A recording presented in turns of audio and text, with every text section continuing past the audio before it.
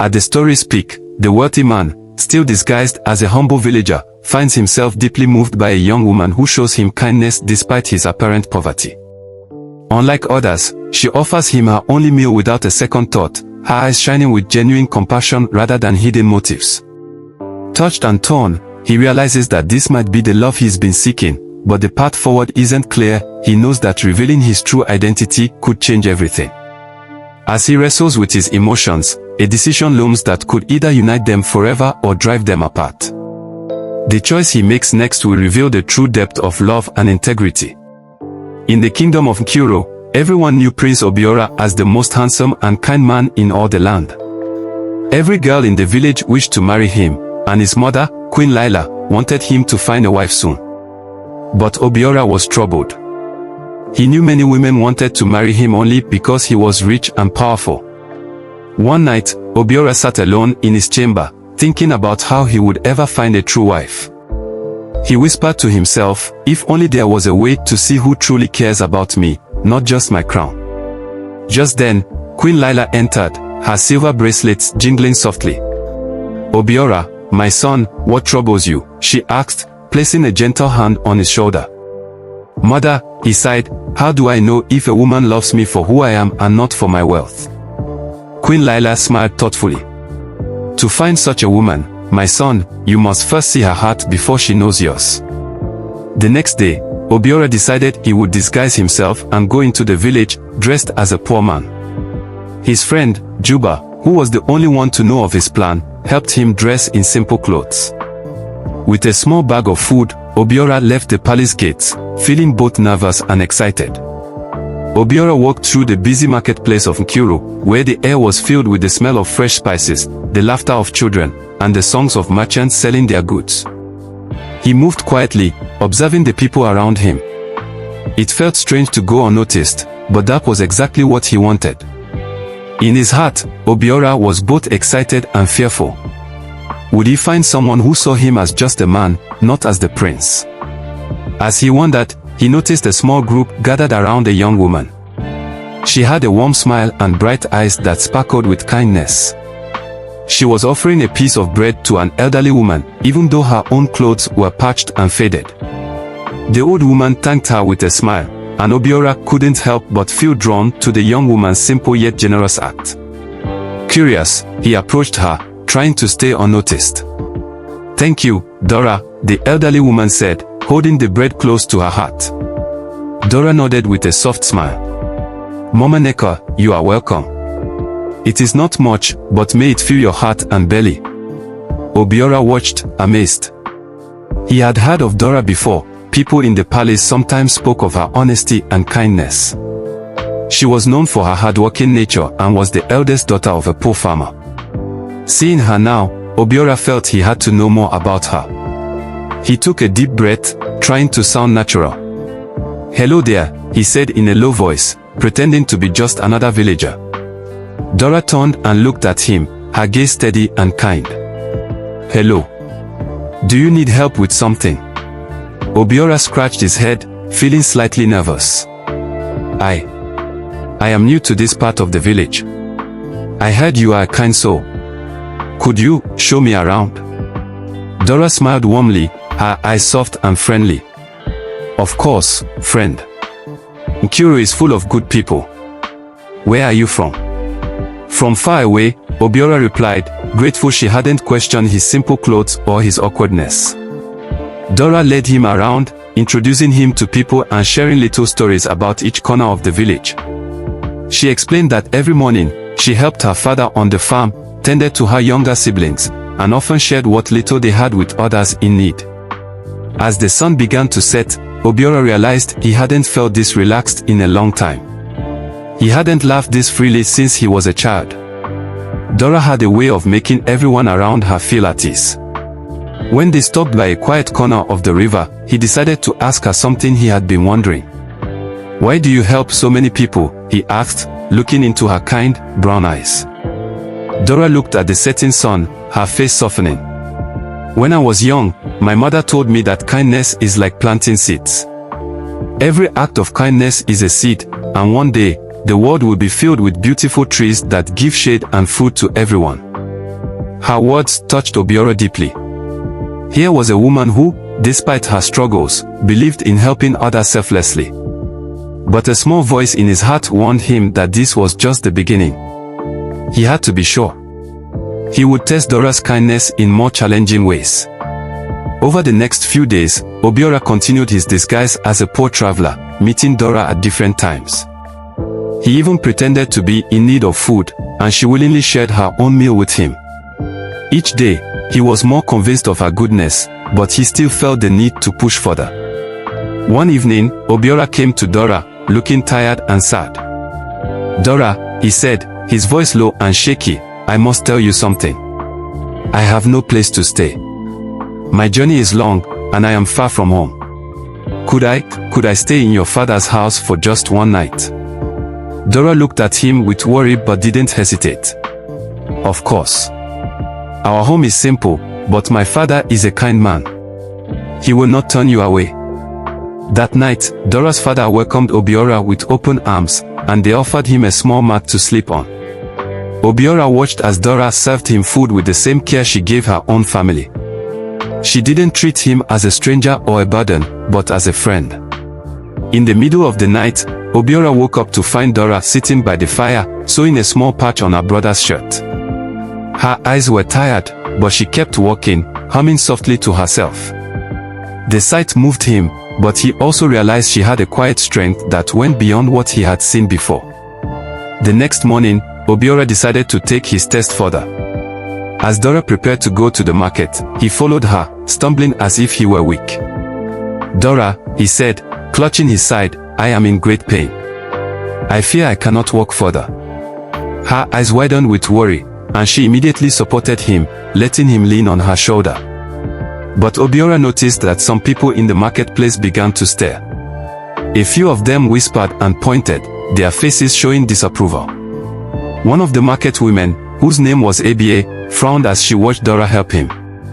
"Why do you waste your time with a stranger, Dora?" she sneered.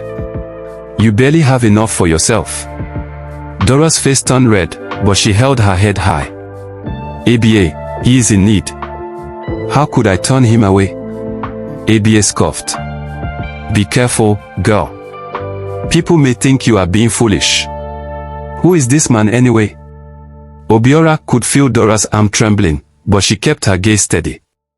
"He is my friend," she said firmly. "And I will not abandon a friend." Obiora watched with admiration as Dora stood up for him. The whispers and disapproving looks around her didn't shake her loyalty. He realized that Dora was brave and loyal, even when people judged her harshly. In the days that followed, Obiora continued to test Dora in small but difficult ways. He pretended to be in debt, asking her for a small amount of money, even though he knew it was a lot for her. She offered it without question. He pretended to lose his way, and she walked him back to the village, even though it made her late for her chores. But one day, Obiora decided to set his greatest test yet. He would ask Dora for a sacrifice that would test her loyalty and courage to the very limit.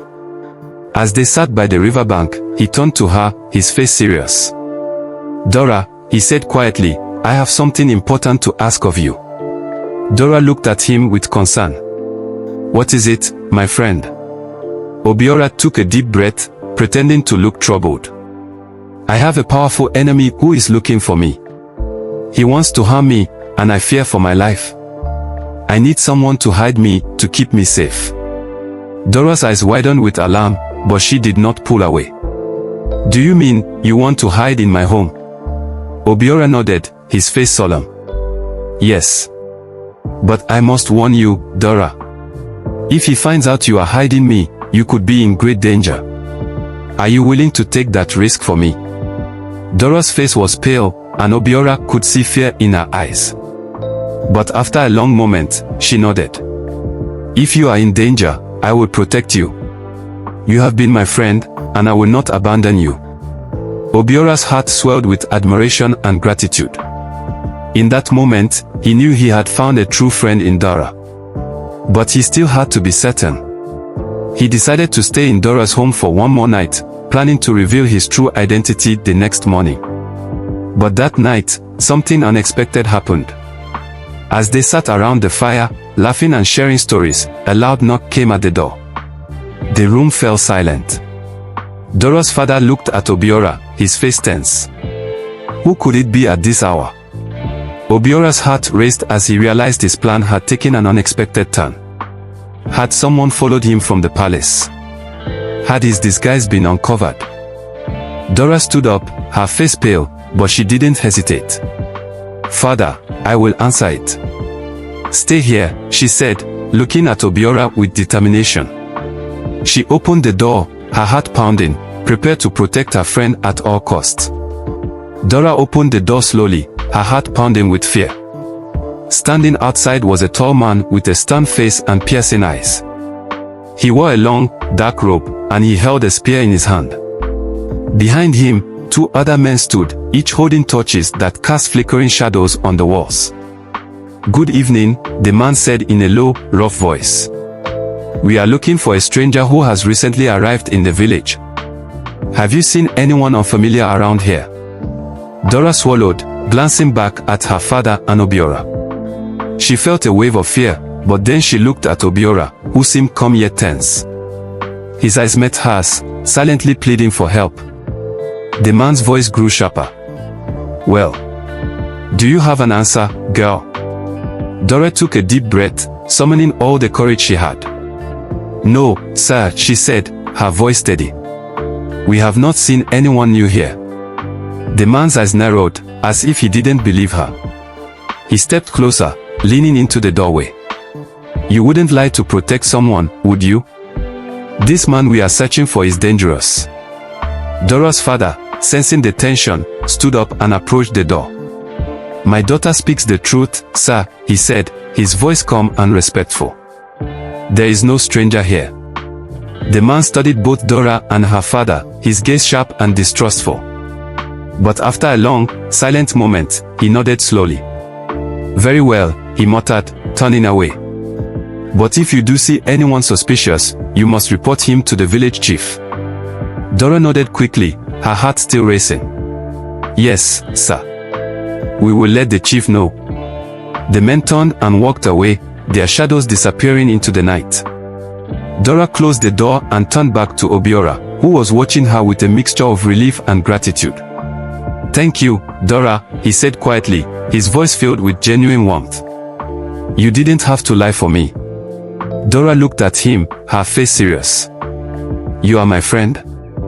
I would do anything to protect you." Obiora felt a wave of emotions he could hardly describe. Here was someone who, despite the risks, was willing to stand by him in his time of need. He knew now, beyond any doubt, that Dora's heart was pure and true. The next morning, Obiora decided it was time to reveal his true identity to Dora. He could no longer keep his secret, not after everything she had done for him. But just as he was about to speak, he heard voices outside the house. Peeking through the window, he saw a crowd of people gathered in the village square. The chief himself was standing on a small platform, addressing the people. Obiora's heart sank as he realized what was happening. The chief was announcing a reward for anyone who could bring information about the stranger in the village. He knew that this would put even more pressure on Dora and her family. "Dora," he said, turning to her, his face full of concern. "Things have become dangerous. I don't want you to be in trouble because of me." But Dora only shook her head, her expression calm and determined. "No, Obiora. You are my friend. I will not turn you away, no matter what." Obiora felt a surge of admiration for her bravery. He knew he couldn't let her face these dangers alone. He decided that he would find a way to resolve this situation, even if it meant revealing his true identity sooner than he had planned. That night, as they sat around the fire, Obiora spoke to Dora and her father. "There is something I must tell you," he began, his voice serious. "I am not who you think I am." Dora and her father looked at him in surprise. "What do you mean?" Dora asked, her eyes wide with curiosity. Obiora took a deep breath. "I am not a simple traveler. I am Prince Obiora, the ruler of Nkuru." There was a stunned silence as Dora and her father stared at him, their expressions a mix of shock and disbelief. But why would a prince pretend to be a poor man? Dora's father asked, his voice filled with wonder. Obiora explained his reasons, telling them about his search for a true wife who would love him for who he was, not for his wealth or title. He shared his doubts and fears, and how Dora's kindness had touched him deeply. Dora, he said, looking into her eyes, I have found in you a friend who is true and loyal. You have shown me kindness and courage beyond anything I could have imagined. I am honored to have met you. Dora blushed, her heart swelling with happiness and pride. She felt a deep connection to Obiora, and she was moved by his words. But before she could respond, there was another knock at the door. This time, it was a messenger from the palace, who had come to summon Obiora back to the kingdom.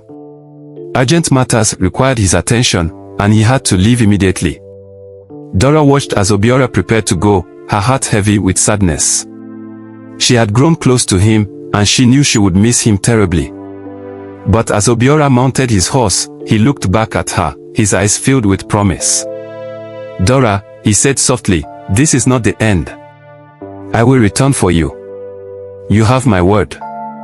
Dora watched him ride away, her heart filled with hope and longing. She knew that their story was far from over, and she believed in the promise he had made. After Obiora returned to the palace, Dora's life felt strangely empty. She went about her days helping her family, but a part of her mind was always thinking of him. She wondered if he would really return, or if his promise would be forgotten in the duties of royalty. Months passed, and Dora's hope began to fade. News from the palace came that Prince Obiora was to be wed, and her heart ached at the thought. Though she knew it was foolish to hope, she couldn't help but feel a sense of loss. One evening, while Dora was gathering water from the river, she heard someone call her name. She turned and saw Juba, Obiora's trusted friend, standing by the riverbank. Dora, Juba said, his face serious, I have come with a message from Prince Obia. Her heart raced. What is it? He wants you to come to the palace tomorrow. There is a festival, and he has something very important to tell you. Dora felt a spark of hope but kept her composure. Why would a prince want to see me at a festival? She asked, her voice trembling. Juba smiled. You will see when you come. Trust me. The next day, Dora dressed in her finest clothes, though they were simple compared to those of the palace guests. She made her way to the palace, her heart pounding with anticipation. As she entered the grand hall, she felt out of place among the glittering decorations and noble guests. But before she could feel overwhelmed, she saw Obiora standing across the room, dressed in his royal attire. Obiora's eyes lit up when he saw her, and he made his way through the crowd to greet her. Taking her hand, he led her to the center of the hall, where everyone could see them. People of Kuru, Obiora announced, his voice ringing with pride, I want you all to meet someone very special to me. This is Dora, a woman whose kindness and courage have shown me the true meaning of loyalty. The crowd murmured with curiosity, some surprised to see the prince holding hands with a common village girl. But Obiora continued, his voice filled with sincerity. Dora has taught me that love is not about wealth or power, but about honesty and sacrifice. She has shown me that a true heart is worth more than all the riches in the world. He turned to Dora, his gaze tender. Dora, will you accept me, not as a prince, but as a man who loves you and wishes to spend his life with you? Dora's heart swelled with joy, and tears filled her eyes. She nodded, unable to speak, but her smile said everything. Their union brought joy and excitement to the kingdom. But as their love blossomed, Obiora's enemies grew jealous. One of the noblemen, a proud and wealthy man named Boko, was furious that a village girl had won the prince's heart. Boko believed that a royal marriage should strengthen political alliances, not be given to a commoner. He vowed to ruin Dora and drive her away from the palace. Boko began spreading rumors that Dora was unworthy, claiming she was only after Obiora's wealth. He bribed servants and even villagers to speak against her, hoping to convince the king and queen that Dora was a poor choice for the future queen. At first, Dora tried to ignore the whispers and harsh stares. But as the days passed, the pressure became unbearable. Even some of the palace guards began treating her with disrespect, and she overheard servants calling her the commoner queen behind her back. One evening, as she sat alone in her room, tears streaming down her face, Obiora found her. He knelt beside her, his face filled with concern.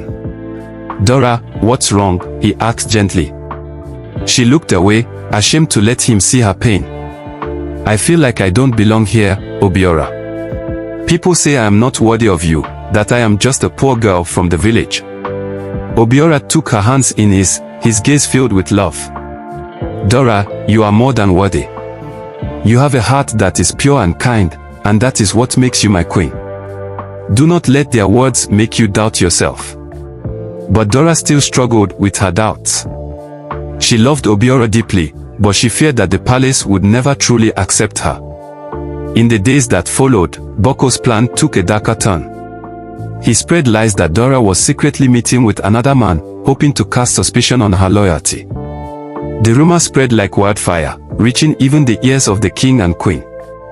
The queen, though initially supportive of Obiora's choice, began to question Dora's intentions. She summoned Dora to her chamber one evening, her face stern. "Dora," the queen began, her voice cold, "I have heard troubling rumors about you. Some say you have been unfaithful to my son. Is this true?" Dora's eyes widened with shock. "No, your majesty. I would never betray Prince Obiora. He is my heart and soul." But the queen's face remained doubtful. "I want to believe you, Dora, but the palace is filled with talk of your unworthiness. If you truly love my son, you must prove your loyalty." Feeling defeated, Dora left the queen's chamber, her heart heavy.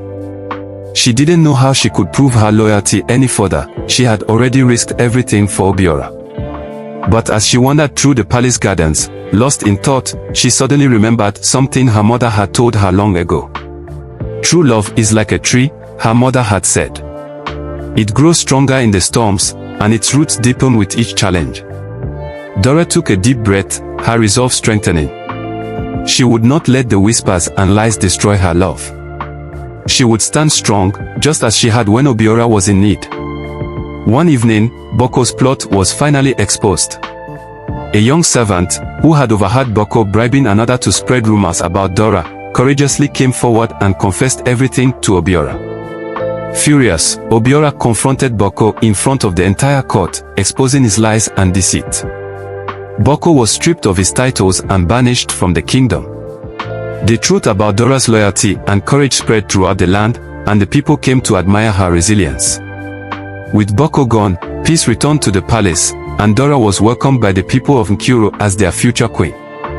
The villagers admired her kindness and humility, and the palace servants, once doubtful, came to respect her strength. Dora and Obiora were married in a grand ceremony that united the kingdom in joy. They ruled together with wisdom and compassion, never forgetting the lessons they had learned about loyalty, kindness, and the true nature of love. Dora never stopped planting seeds of kindness in her kingdom, just as her mother had taught her. And as the years passed, the people of Nkuru flourished, finding shelter and strength under the shade of the love Dora and Obiora had nurtured together. And so, Dora's journey from a humble village girl to the beloved queen of Nkuru came to a fulfilling and triumphant end. Her story was told for generations, a reminder that true love and loyalty could overcome any obstacle and that a kind heart was the greatest treasure of all. As the years passed, Dora and Obiora's reign brought prosperity and peace to Nkuru. The people respected them deeply, and Dora became known as the Queen of the People. Her simple background made her approachable, and she took time to listen to the needs of her subjects, often disguising herself to walk among them and understand their lives firsthand. Her compassion became a beacon of hope, inspiring all who met her. The people of Nkuru came to see Dora and Obiora as more than just their king and queen. They were symbols of hope, leaders who had shown that true strength lay not in power but in love and understanding.